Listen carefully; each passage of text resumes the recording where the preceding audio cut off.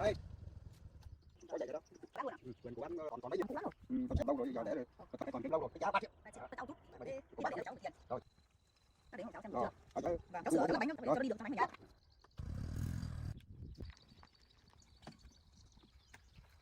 hai cái bánh vâng kích thước 350.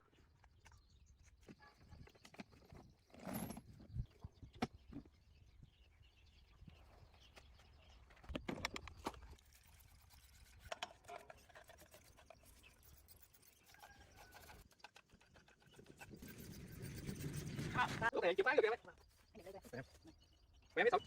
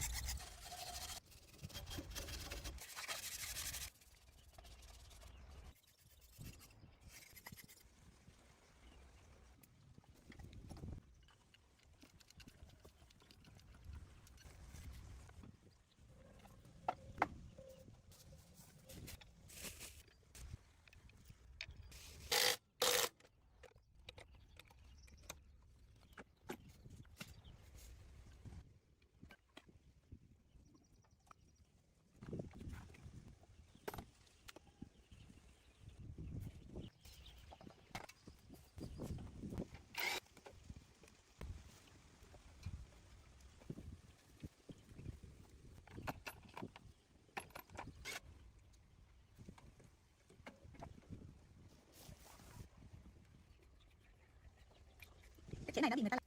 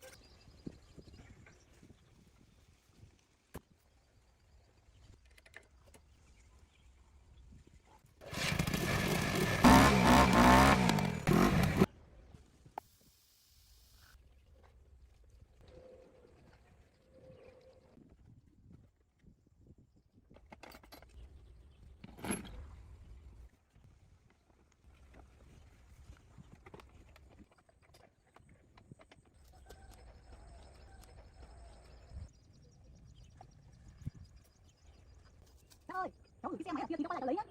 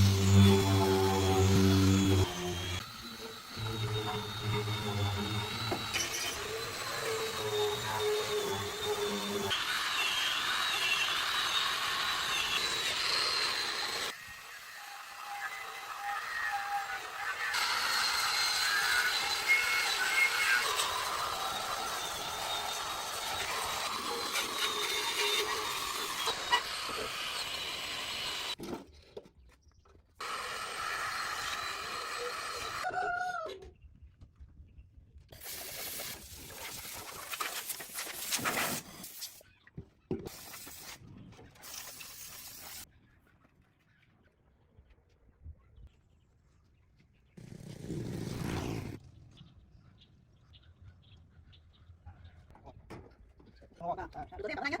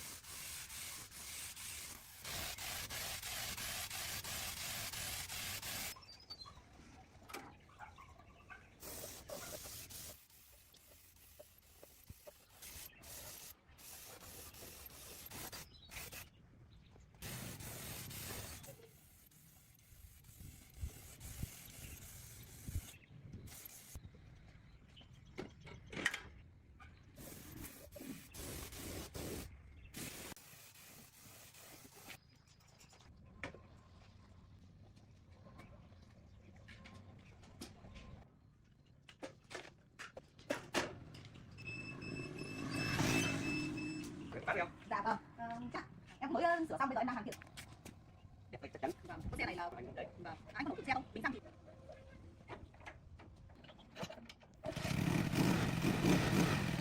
không anh? Được, nhưng mà nhắm mắt cái tiền xi nhan quay tiếp cho anh nhé. Vâng. Nhá. Vâng.